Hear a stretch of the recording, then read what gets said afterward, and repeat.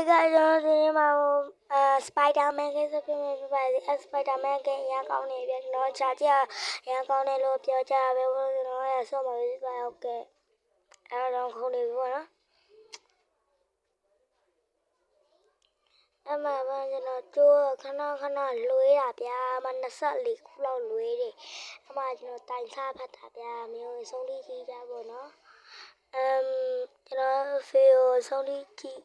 ကြည့်ပေးကြပါတော့ဗီဒီယိုဆုံးလေးကြည့်ပြီးပြင်ဆိုရင် like and subscribe လေးလေတော့ခဲမမေးကြနဲ့ပြရဲရတော့အဓိကပါပဲပြကျွန်တော်တို့ကအဲ့ like and subscribe တီ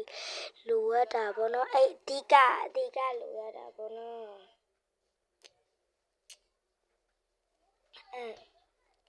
ကဲလို့တော့မှထပ်သွားမှာပြပါ